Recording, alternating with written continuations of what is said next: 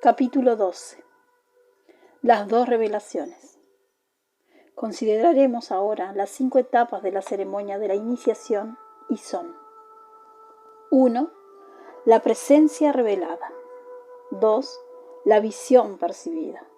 3. La aplicación del cetro que afecta a los cuerpos, b. a los centros, c. al vehículo causal. 4. El juramento. 5. La revelación del secreto y de la palabra.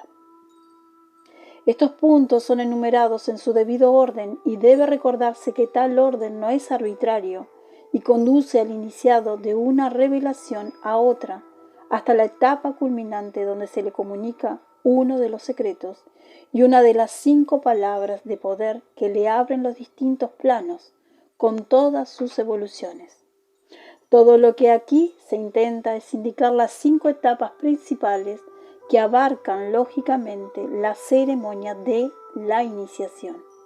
El estudiante debe tener presente que cada una es en sí una ceremonia completa, factible de ser clasificada en forma detallada. Trataremos los distintos puntos, deteniéndonos brevemente en cada uno, pero recordando que las palabras limitan y restringen el verdadero significado. La revelación de la presencia.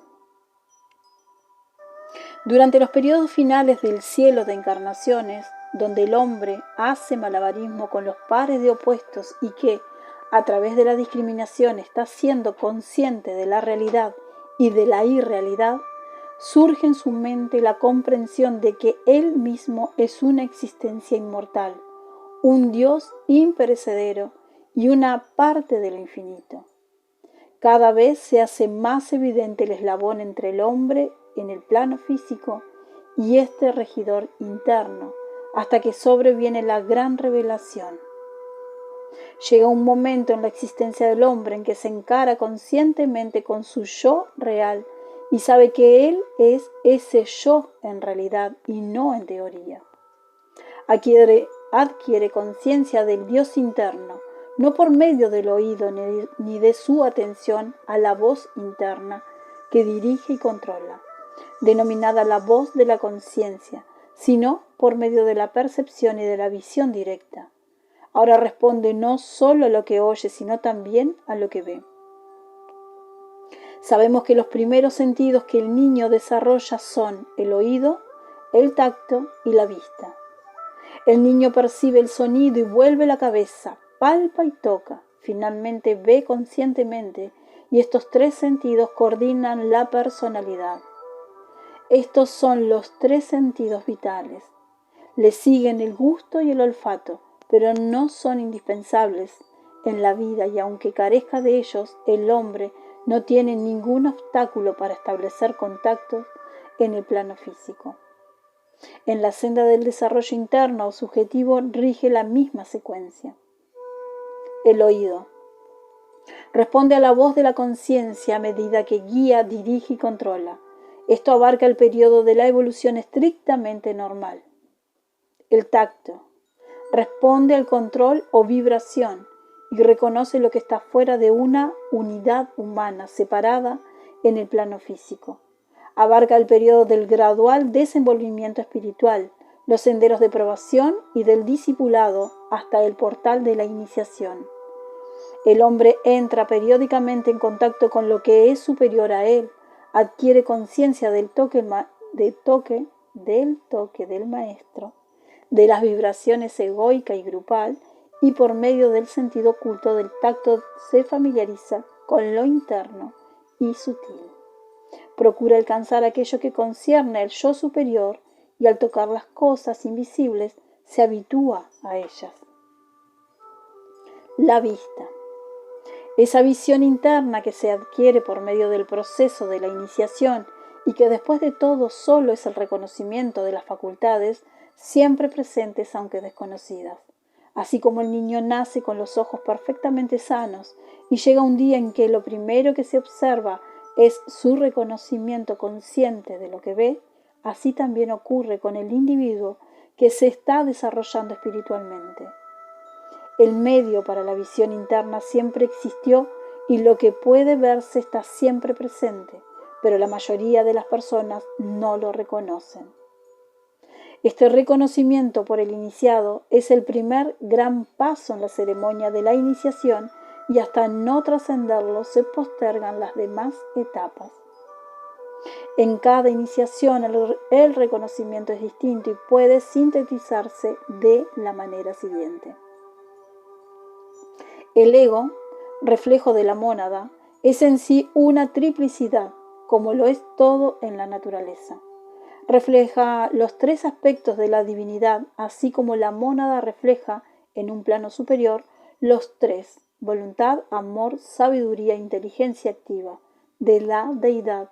Por lo tanto, en la primera iniciación, el iniciado llega a ser consciente del tercer aspecto o aspecto inferior del ego, el de la inteligencia activa. Se enfrenta con la manifestación del gran ángel solar, Pitri, que es él mismo, el auténtico yo. Entonces conoce, sin lugar a duda, que a esa manifestación de inteligencia es esa entidad eterna que, a través de las épocas, ha demostrado sus poderes en el plano físico por medio de sucesivas encarnaciones. En la segunda iniciación, esta gran presencia se ve como una dualidad y otro aspecto brilla ante él. Se da cuenta que esta radiante vida identificada consigo mismo no solo actúa con inteligencia, sino que su origen es amor, sabiduría. Fusiona su conciencia con dicha vida y se hace uno con ella, a fin de que en el plano físico, mediante el yo personal, esa vida se vea como amor inteligente, expresándose a sí mismo. En la tercera iniciación, el ego se presenta ante el iniciado como triplicidad perfeccionada. No solo conoce el yo como amor inteligente activo, sino que se revela también como voluntad o propósito fundamental, con el cual el hombre se identifica inmediatamente y sabe que los tres mundos no contienen nada para él en el futuro. Solo sirven como esfera de servicio activo, manifestándose como amor para lograr un propósito oculto durante edades en el corazón del yo. Habiéndose revelado ese propósito, puede entonces colaborar con él inteligentemente y así madurarlo. Estas profundas revelaciones brillan ante el iniciado en forma triple. Como radiante existencia angélica, vista con el ojo interno, con la misma exactitud y criterio, análogamente a cómo un hombre enfrenta a otro. El gran ángel solar que constituye el hombre real y su expresión en el plano de la mente superior es literalmente su divino antecesor, el observador que, durante largos ciclos de encarnaciones, se ha sacrificado para que el hombre pueda ser. Como esfera de fuego radiante, vinculada con el iniciado que está ante ella, por el hilo de fuego magnético que pasa a través de todos sus cuerpos y termina en el centro del cerebro físico. Este hilo de plata, como se lo llama inexactamente en la Biblia, al describir su liberación del cuerpo físico y la subsiguiente abstracción, emana del centro cardíaco del ángel solar, vinculado así corazón y cerebro. Vinculando así corazón y cerebro. Esa gran dualidad que manifiesta amor e inteligencia en este sistema solar. La esfera ígnea está análogamente vinculada del mismo modo con muchas otras que pertenecen al mismo grupo y rayo. Este hecho concreto demuestra que todos somos uno en los planos superiores. Una sola vida palpita y circula a través de todo, mediante hilos ígneos, y es parte de la revelación que el hombre recibe ante la presencia, con sus ojos ocultamente abiertos. Como policromo loto de 9 pétalos, que están colocados en 3 círculos alrededor de un conjunto central de 3 pétalos herméticamente cerrados. los cuales protegen lo que en los libros orientales se denomina la joya en el loto. Este loto es de rara belleza, palpitante de vida y radiante en todos los colores del arco iris. En las 3 primeras iniciaciones, los 3 círculos se revelan por orden correlativo hasta que en la 4ª iniciación el iniciado se encuentra ante una revelación mayor y conoce el secreto de lo que encierra el capullo central. A este respecto, la 3ª iniciación difiere algo de las otras, pues por el poder de un hierofante aún más excelso que el Bodhisattva, se conoce por primera vez el fuego eléctrico del espíritu puro, latente en el corazón del loto. Las palabras ángel solar, esfera de fuego y loto ocultan un aspecto del misterio central de la vida humana, pero solo será evidente para quienes tienen ojos para ver. La significación mística de estas frases gráficas constituirá una celada o motivo de incredulidad para el hombre que intente materializarlas en forma indebida.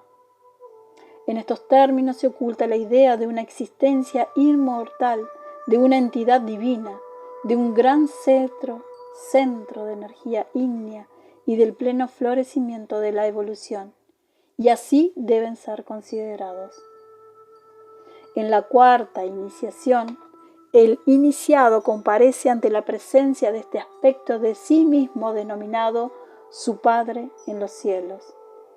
Se lo enfrenta con su propia mónada, esa esencia espiritual pura, existente en el plano más elevado, excepto uno, que es para su ego o yo superior, lo que ese ego es para la personalidad o yo inferior. La mónada se manifiesta en el plano mental en forma triple, por medio del ego, pero todavía faltan todos los aspectos de la mente, tal como la comprendemos. El ángel solar con quien estaba en contacto se retira.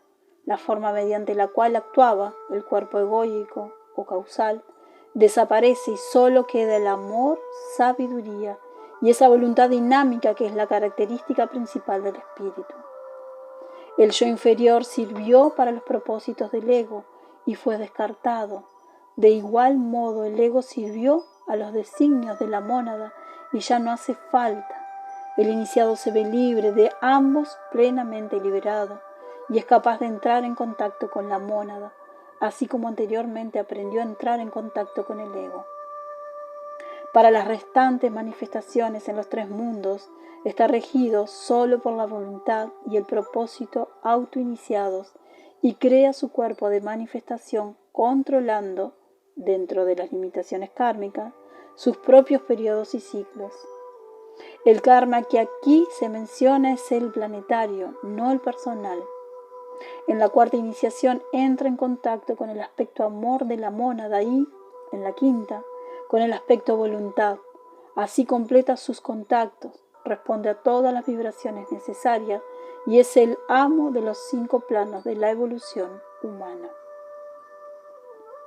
Además, en las iniciaciones 3ª, 4ª y 5ª, se hace consciente de esa presencia que encierra en sí esa entidad espiritual, su propia mónada, y la ve como una con el logos planetario.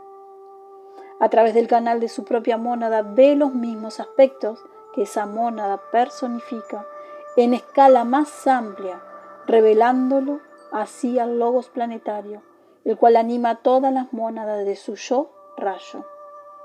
Esta verdad es casi imposible de expresar en palabras y concierne a la relación que tiene el punto eléctrico de fuego, la mónada, con las estrellas de 5 puntas, que revela al iniciado la presencia del logos planetario.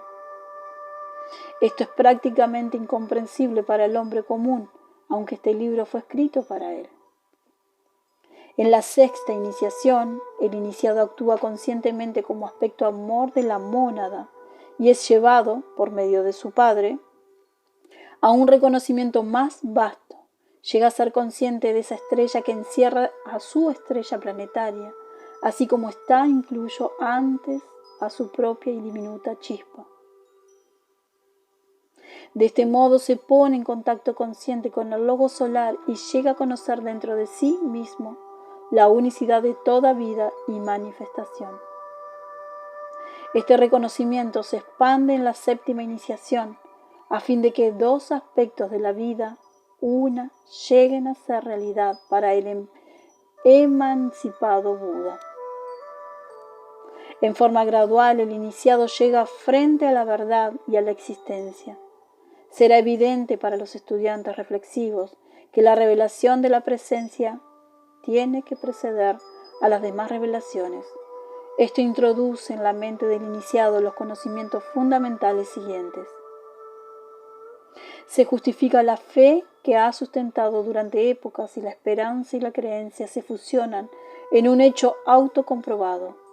La fe se pierde de vista y las cosas invisibles son vistas y conocidas.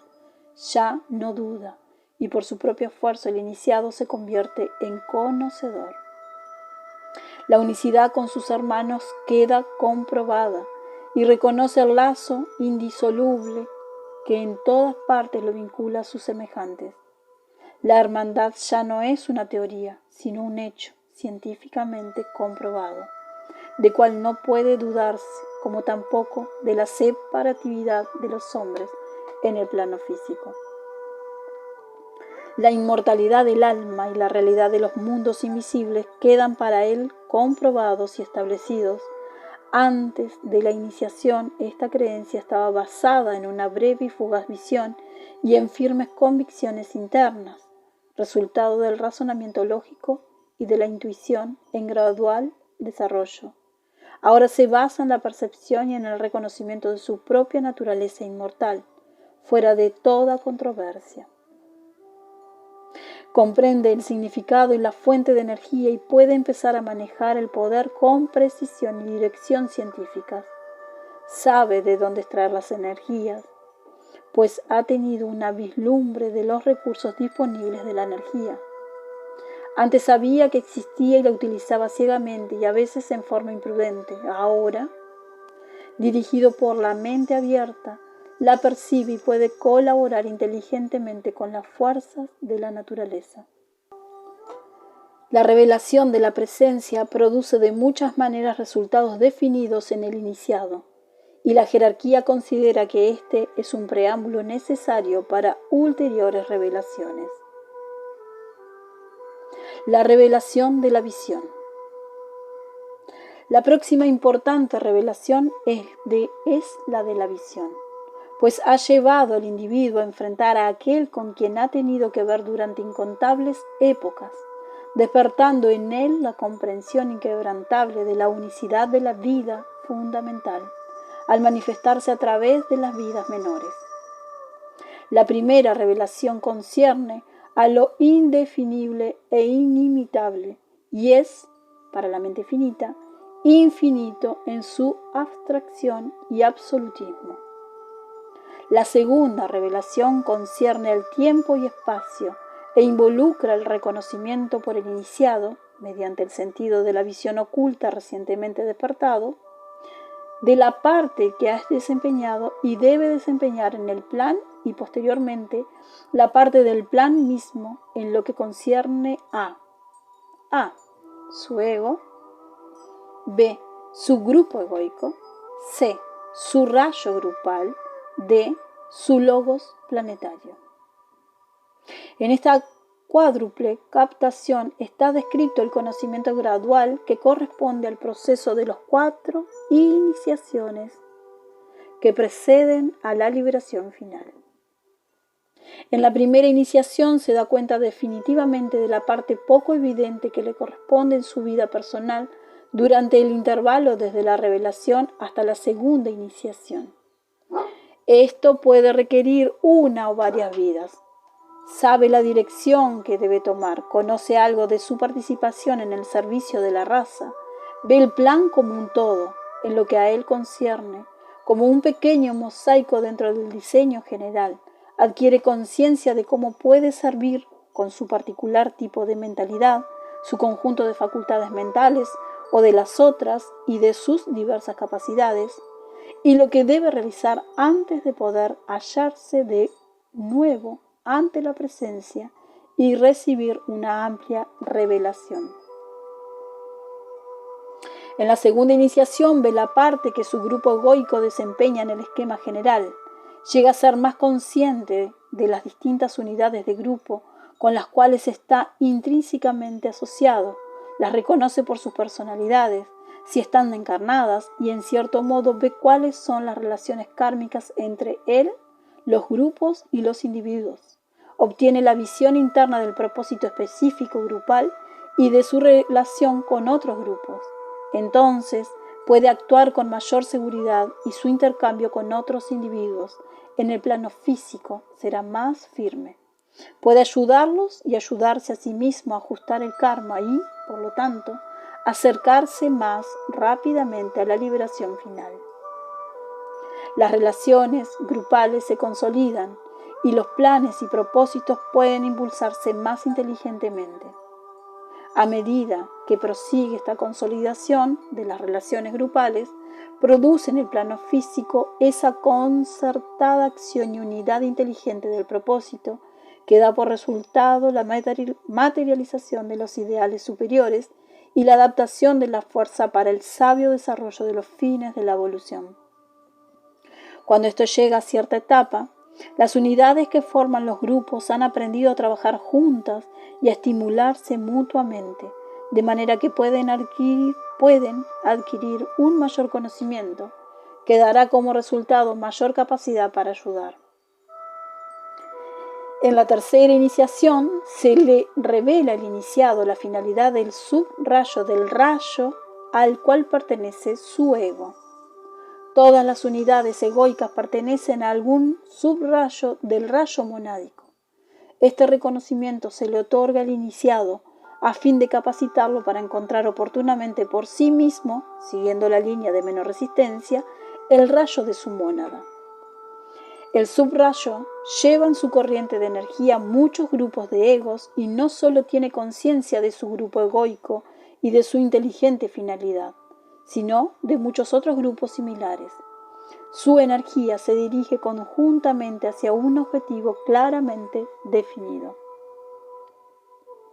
Habiendo aprendido algo sobre las relaciones grupales y desarrollado la capacidad de trabajar con unidades en formación grupal, el iniciado aprende el secreto de la subordinación del grupo al bien del conjunto de grupos.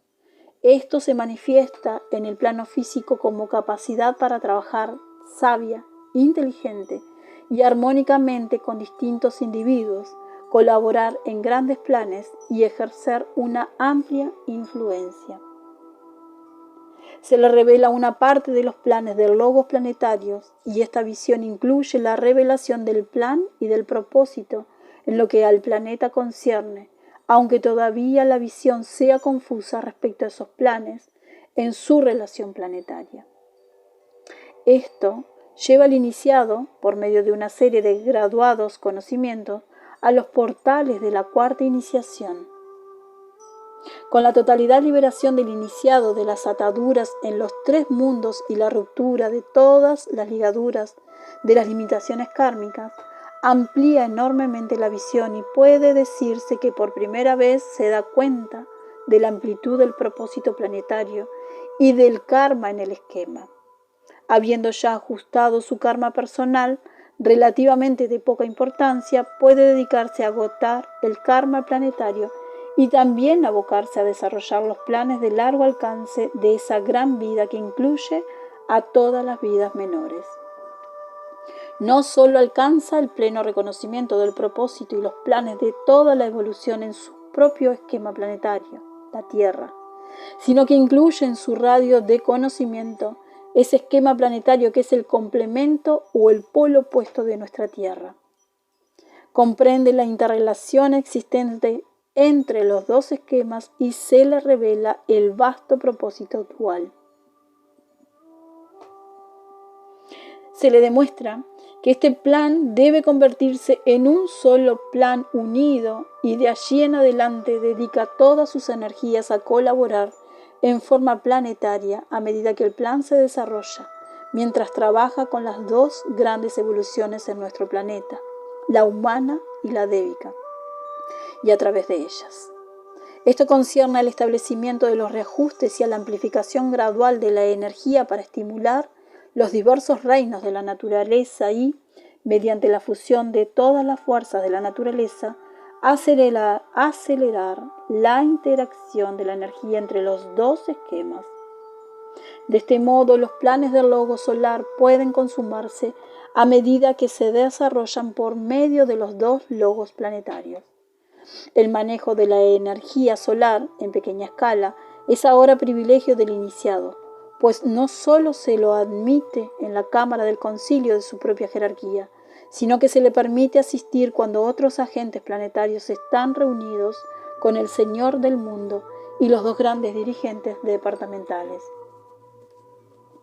En la quinta iniciación, la visión le otorga al iniciado una perspectiva más amplia y ve un tercer esquema planetario que, con los otros dos, forma uno de los triángulos de fuerza necesarios en el desarrollo de la evolución solar. Así como toda manifestación prosigue por medio de la dualidad y la triplicidad para retornar a la síntesis eventual, así estos esquemas, que solo son centros de fuerza en el cuerpo de un logo solar, actúan primero como unidades separadas que viven su propia vida integral. Luego como dualidades por el intercambio de fuerza a través de dos esquemas, pues en esta forma se ayudan, complementan y estimulan mutuamente y, finalmente, como un triángulo solar que hace circular la fuerza de un punto a otro, de un centro a otro, hasta que la energía es fusionada y sintetizada y los tres actúan en forma unida.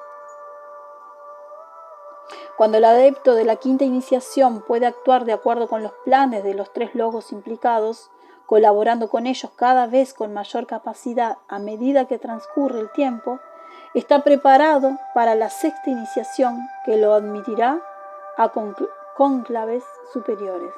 Así llega a participar no solo de los propósitos planetarios, sino también de los solares. En la sexta iniciación posee la más maravillosa visión de toda la serie.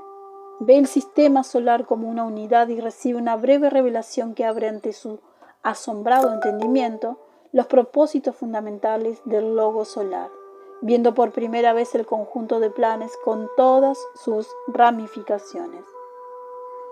En la séptima iniciación su visión penetra más allá del círculo, no se pasa. En la séptima iniciación su visión penetra más allá del círculo, no se pasa solar y puede ver lo que ha conocido como fundamental hecho teórico, que nuestro logo solar está implicado en los planes y propósitos de una existencia superior y que el sistema solar es solo uno de los numerosos centros de fuerza y por su intermedio se está expresando una entidad cósmica mucho más grande que nuestro logos solar. En todas estas visiones subyace un gran propósito, la revelación de la unidad esencial y el descubrimiento de esas relaciones internas que, una vez conocidas, tenderán, en forma cada vez más plena, a impulsar al iniciado a servir abnegadamente y lo convertirá en un trabajador de la síntesis, la armonía y la unidad fundamental. La ceremonia de la iniciación, donde se le abren los ojos al iniciado para ver y comprender, se divide en tres partes, que no obstante son un solo proceso. 1. El pasado se despliega ante él, se ve a sí mismo desempeñando muchos papeles, comprendiendo que sólo constituyen la gradual conducción de sus fuerzas y facultades hasta el punto en que pueda servir a su grupo y con el grupo. Se ve y se identifica según la iniciación. A. Con él mismo en muchas vidas anteriores. B. Con su grupo en anteriores grupos de vida. C. Con su rayo egoico, mientras afluye a través de muchos cielos. D. Con su logos planetario, cuando actuó en el pasado, a través de muchas evoluciones y reinos en todo el esquema, y así sucesivamente hasta que se identifica con el pasado de la vida una, que fluye a través de todos los esquemas planetarios y evoluciones del sistema solar, lo cual despierta en él la resolución de agotar karma y de saber, al ver las causas del pasado, cómo debe realizarlo. 2. En el presente, se le revela el trabajo específico que debe realizar en el cielo menor inmediatamente implicado.